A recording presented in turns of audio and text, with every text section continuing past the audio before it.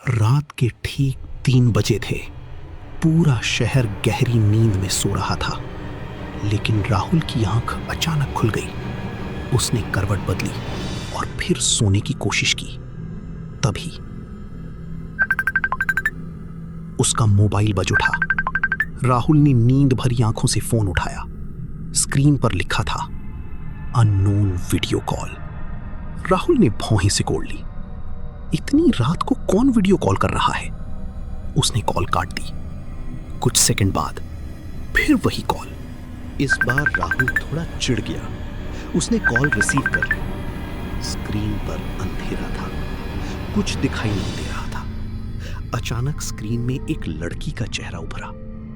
राहुल का दिल तेजी से धड़कने लगा। वो चेहरा किसी और का नहीं, नेहा का था। नेहा, उसकी कॉलेज की सबसे अच्छी दोस्त, जिसकी 2 साल पहले एक सड़क दुर्घटना में मौत हो चुकी थी। राहुल के हाथ कांपने लगे। नहीं, ये कैसे हो सकता है? स्क्रीन पर नेहा चुपचाप राहुल को देख रही थी। उसका चेहरा पीला पड़ चुका था, आंखें काली थीं और होठों पर अजीब सी मुस्कान थी। फिर उसने धीरे से कहा, राहुल, दरवाजा मत खोलना। और कॉल कट गई। कमरे में सन्नाटा छा गया। राहुल का गला सूख गया। वो खुद को समझाने लगा कोई मजाक कर रहा है, लेकिन तभी मुख्य दरवाजे पर दस्तक हुई। राहुल जम गया।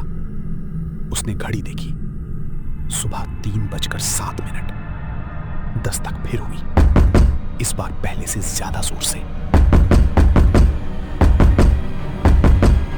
राहुल धीरे धीरे दरवाजे के पास गया। उसने झिर्री से बाहर देखा, लेकिन बाहर कोई नहीं था। खाली गलियारा, सन्नाटा। वो राहत की सांस लेने ही वाला था कि अचानक उसका फोन फिर बज उठा। कांपते हाथों से उसने कॉल उठाई। फिर वही नेहा। इस बार वो घबराई हुई लग रही थी। राहुल, वो तुम्हें देख रहा है। राहुल चीख पड़ा। कौन? लेकिन जवाब देने से पहले कॉल कट गई। राहुल ने तुरंत घर की सारी लाइटें जला दी। उसका दिल तेजी से धड़क रहा था। तभी उसे एहसास हुआ, कॉल में जो पीछे दिखाई दे रहा था वो नेहा का चेहरा नहीं था। उसके पीछे कोई खड़ा था, एक लंबा काला साया।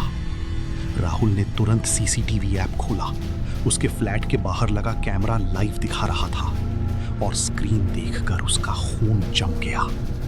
गलियारे में एक आदमी खड़ा था, पूरी तरह काले कपड़ों में। उसका चेहरा हुड से ढका हुआ था। वो सीधे राहुल के दरवाजे को देख रहा था। राहुल घबरा गया। उसने पुलिस को कॉल करने की कोशिश की, लेकिन नेटवर्क गायब था। अचानक घर की सारी लाइटें बंद हो गईं। पूरा घर अंधेरे में डूब गया। राहुल की सांसें तेज हो गईं। तभी उसे रसोई की तरफ से किसी के चलने की आवाज सुनाई दी, जैसे कोई अंदर ही मौजूद हो। राहुल धीरे धीरे पीछे हटने लगा।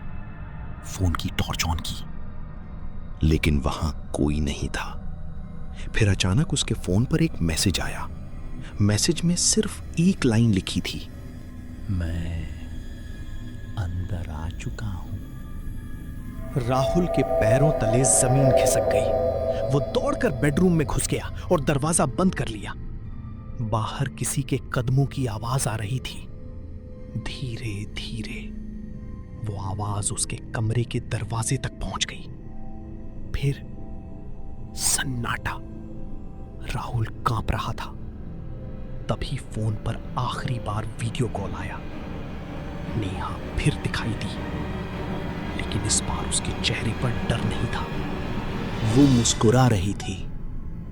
उसने कहा, अब खिड़की से बाहर देखो। राहुल ने कांपते हुए खिड़की से बाहर देखा। नीचे पुलिस की कई गाड़ियां खड़ी थीं। सायरन बज रहे थे और एक आदमी को हथकड़ी लगाकर ले जाया जा रहा था।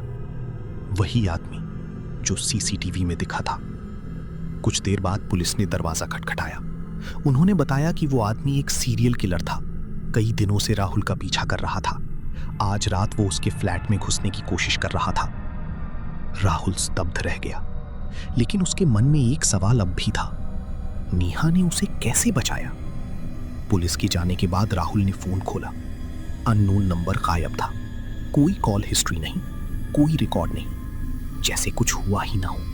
लेकिन तभी उसकी गैलरी में एक नई फोटो दिखाई दी, एक सेल्फी राहुल और नेहा की, जो उन्होंने कॉलेज के दिनों में ली थी।